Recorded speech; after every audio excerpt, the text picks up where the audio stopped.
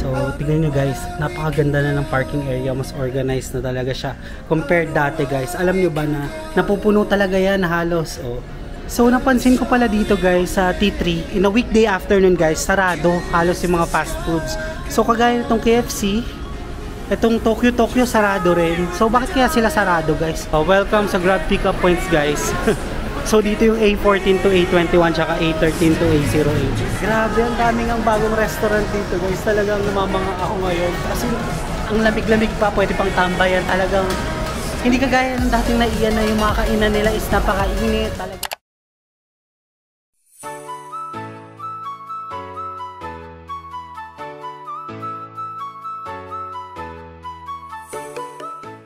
Hello everyone, Unicos and Team Get Lost fam. This is Nico Dormis, also known as Lost Furukawa, and welcome back again to another vlog. And for today's vlog guys, tayo ay pupunta sa NAIA Terminal 3 to see guys yung pagbabago sa airport na yun. Kasi guys, napakarami ng balita. So nag-isip ako guys, bakit hindi ko gawan ng content, diba? So speaking of travel din naman yung ginagawa natin, related din naman yung airport tour, diba? Sa mga travel contents. So let's see guys kung ano nga ba yung mga updates sa NAIA Terminal 3, and nandito ako ngayon sa house ko bago tayo pumunta doon. So syempre i-film ko yung journey natin going there, syempre para makita nyo rin kung paano ako nagko-commute papunta sa NAIA Terminal 3. Pero bago ang lahat guys, subscribe muna kayo sa channel ko, tulungan naman ako ma-reach ang 10k subscribers para makapag-giveaway na tayo ng GoPro Hero camera. And para sa mga bago nga pala sa channel ko, ako nga pala isang travel vlogger and gumagawa ako ng mga travel guides both local or international. Kaya sa mga hindi pa nakaka-subscribe, subscribe na. So tara, let's go na guys. Tayo ay pupunta na sa NAIA Terminal 3.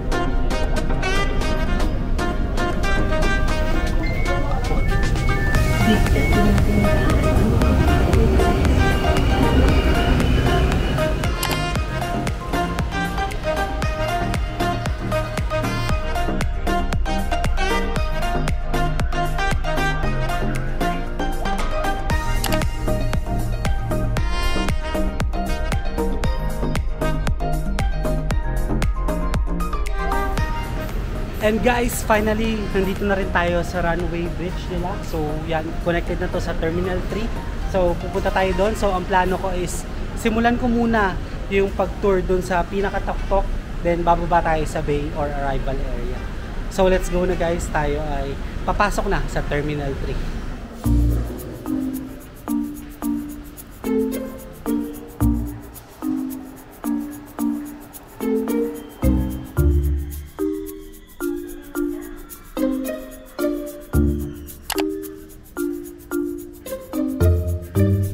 So guys, doon nakapark yung mga airplane, and also dito yung kanilang parking area. So tignan nyo guys, napakaganda na ng parking area, mas organized na talaga siya compared dati guys. Alam nyo ba na napupuno talaga yan halos. Oh. So 'di ba may balita na nagmahal na yung parking fee. So ilalagay ko na lang dyan sa screen guys kung magkano yung kanilang bagong parking fees, para alam nyo rin once na pupunta kayo dito and magpo-park kayo ng kotse dito sa NAIA T3. Favorite ko talaga guys yung mga walkalators nila dito sa runway Manila. Tignan nyo naman oh.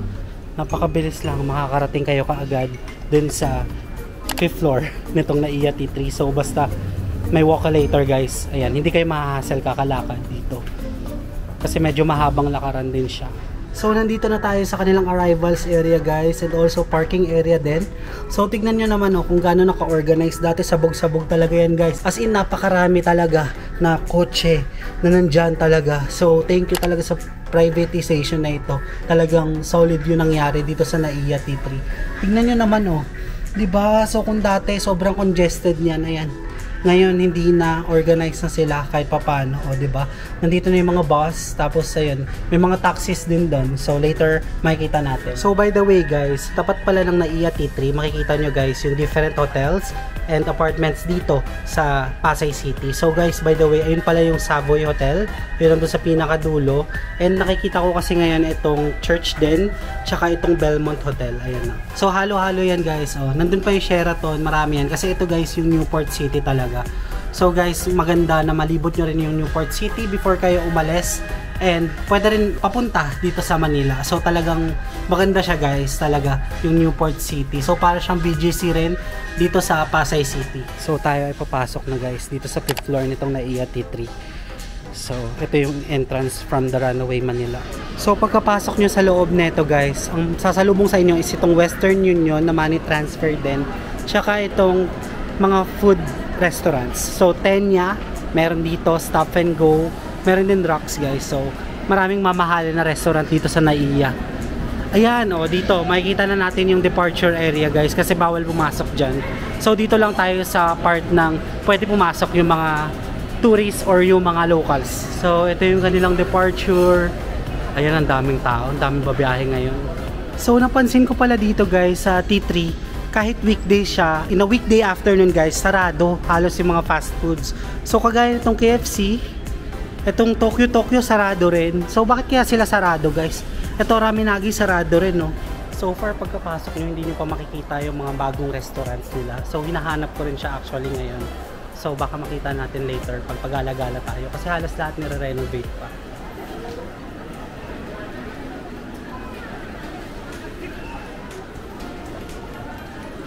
So nandito na ako ngayon sa level 3, pero hindi ko pa rin nakikita yung mga kainan. Hindi kaya nasa loob yun, kaya hindi tayo makakapasok. Pero let's see later. Pero dito pala sa likod ko, yung OFW Lounge. So yung mga nandito pala sa labas halos is mga nag-aantay din. And also siguro yung mga flights nila is later pa. Talagang dyan muna sila magpapahinga, kasi yun lang may available ng mga seats. Kung papansin nyo dito sa tapat ng OFW Lounge, wala akong upuan dito. So ayan, itong OFW Lounge guys, ayan, common sense, OFW. So talagang for OFW lang siya, so hindi kayo pwede makapasok. So dito sa level 3 guys, makikita nyo yung car park level D. Tapos itong kainan na bubuksan pa lang din. Ayan, so ito, parking din siya, connected na. So ito yung mga requirements nila guys, strictly for OFWs only. Isang valid passport, valid OAC, and valid airline ticket. Ayan. Ayan, ang dami guys. So ang ganda sa loob niyan guys, try nyo rin kung sakaling OFW kayo. Super daming tao ngayon dito. Ayan, yung mga naghihintay at nagpapahinga lang. So dito sa tabi ng OFW Lounge, ito yung mga makikita nyo. Ito yung mga government clearing counters. So Bureau of Plant Industry, ayan, BFAR, DNR, BAI, halo-halo din. So OWA hanggang BI guys. Ito guys, meron silang history ng NAIA Terminal. So Manila International Terminal pala siya dati. Ayan. So different histories. Oh, ito pala yung itsura dati ng airport, oh. Ayan. Sa part na to guys, medyo malamig siya, kaya pwede kayo tumambay at magpahinga dito. Guys, tignan nyo naman kung gaano kaganda. Dito tayo ngayon sa level 2. So nanggaling tayo dito sa departure area. So bumaba lang ako isa. Tapos ito na pala siya kaagad sa level 2. Tignan nyo naman kung gaano kaganda na, oh. Ayan, oh. So may mga Christmas decors pa dun. So dito guys, sa left side, nandito yung Mary Grace tsaka Jayco Reserve. So meron din dito Marugame Udon na sarado pa. Wow, talagang ang ganda, ang ganda. Ang dami ng makakainan ngayon. So tara, pasok na tayo dito. Wow,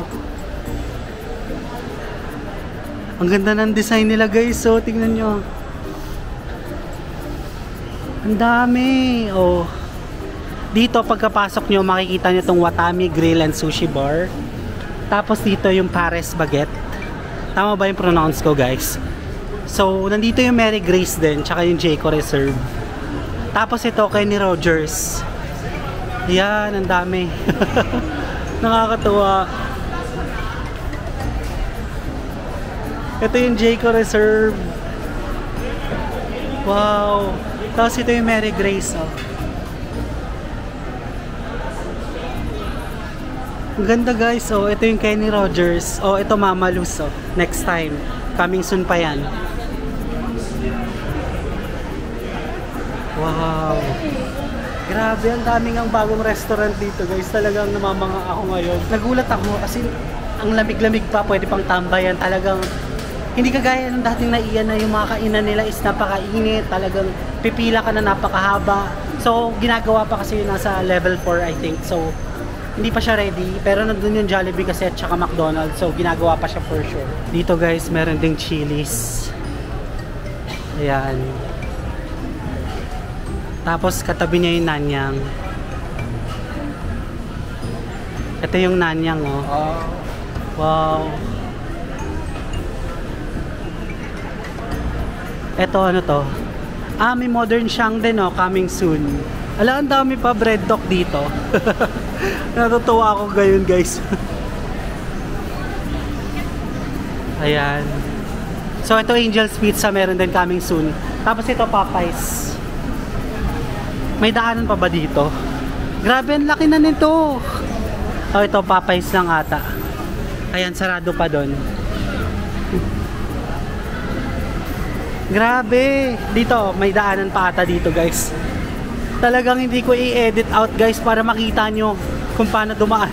Tsaka yung mga nakikita talaga ngayon dito sa NAIA T3. Wow, extended nga siya.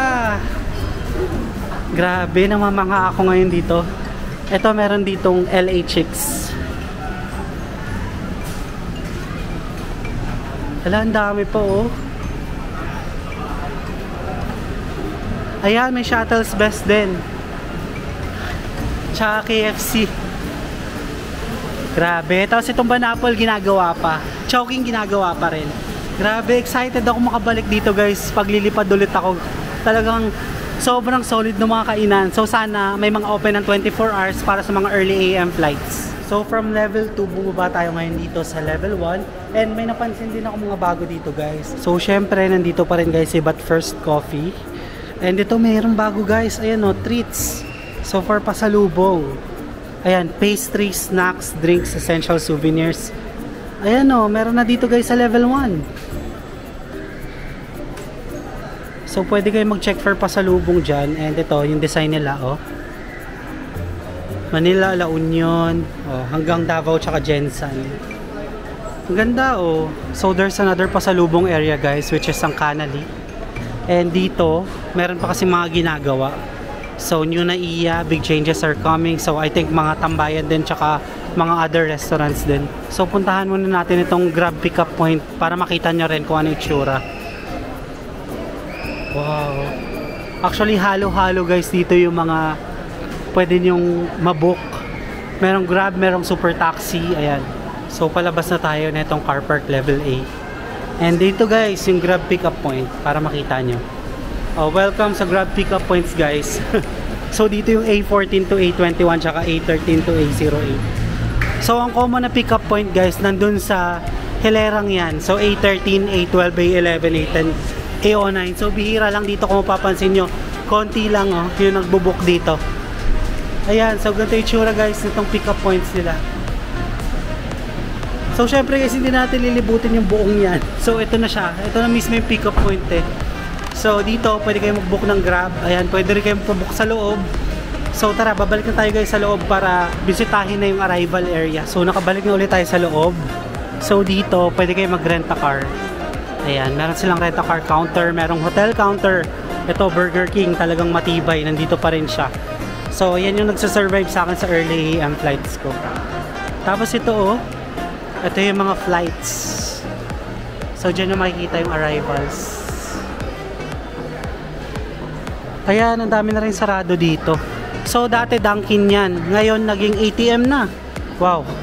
Ginawa na nilang ATM machine itong mga to, tsaka banks. Ayan, dito tayo sa arrivals area kasi kaya maraming nag-aantay So ito, meron na silang mga bago oh. May mga poster pa. So dito na kasi yung arrival bay. So later na tayo dyan mag-tour. Ayan, ang laki na talaga ng pagbabago dito sa level 1. Tsaka malamig na siya. Or baka dahil maulan lang sa labas kaya malamig ngayon. Pero malamig na siya ngayon dito. Yan, halos lahat nire-renovate pa guys. So meron naman ditong mga kaunting currency exchange din. Excited na ako guys sa pagbabago nitong NAIA T3. So mas less hassle na sa mga travelers talaga. Ayan, may PNB na sarado na rin. Dami pa dito guys. Ang tibay ng Wendy's dun oh. So hindi pa rin nare-renovate yung Wendy's. Ayan yung mga go-to kainan talaga kapag early AM flights. So kung gusto nyo guys mag-avail ng SIM card, ayan dito. Prepaid or postpaid Globe Smart magkatabi lang. Dito lang siya sa tabi ng gate 3. Grabe guys, no, tibay ng Wendy's. Ayan, sila nagtagal ng Burger King dito sa level 1. So from gate 2 guys, libutin na siguro natin itong arrival bay areas nila. So para dun sa arrival bay 7, dun tayo papasok ulit mamaya. So pwede naman kasi makapasok labas dito ngayon sa NAIA. No need na i-present yung ticket or passport from here. So from gate 1 exit, nandito yung smoking area pala guys. Pwede rin kayo ditong magpahinga. Ayan, so kung papansin nyo maraming travelers na nagpapahinga rin dito. Tapos dito rin yung push cart return area. So dito guys, sa part na yan, dyan yung car park. Tapos napansin ko rin dito, meron na siyang photo spot na Love the Philippines. Ayan na ang intriguing na slogan for the love ng Philippines. Diba? Oh. Tapos dito sa gate 2, kung mapapansin nyo naman sa kanan na side, halos lahat ginagawa pa. Ayan. O diba? May mga ginagawa pa dyan. So libutin natin guys hanggang bay 10 or 11 ba to. So nalimutan ko kung hanggang anong bay. So medyo kulang lang din sa upuan kasi walang mga upuan na nakalatag dito. So I think hindi pwede mag-wait dito ng matagal din. O diba, strictly no waiting, merong sign. O gate 3 na tayo. So lalakad lang tayo dito guys. So dito yung common na babaan. Ito yung basics. Bay 7 kasi katapat niya is yung domestic tsaka international. Ayan, meron na dito mga upuan guys for waiting areas. Hanggang anong bay to? Bay 14? Ayan, malayo-layo yung lalakaran natin.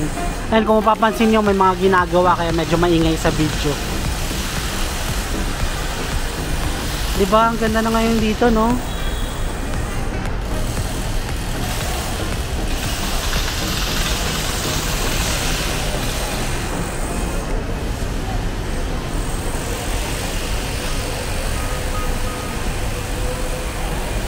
Ayan, nandito na tayo sa gate 5.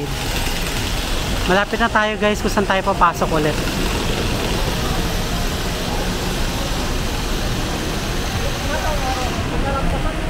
So nandito na tayo sa bay 10, bay 11, bay 12, bay 13, tsaka bay 14. Ayan, tas dito sa harap, diba ang ganda na ng parking area nila oh. Organized na talaga. Tas dun pala guys yung P2P bus. So around lang siya dito sa bay 11 to bay 12. Ay, malapit na tayo. Grabe, nakakapagod maglakad. From gate 1 from bay 1 to bay 14 nilakad natin ngayon. So ayan, ito yung P2P bus. So pwede kayo mag-check dyan. And yung taxi, hindi ko nakita dito.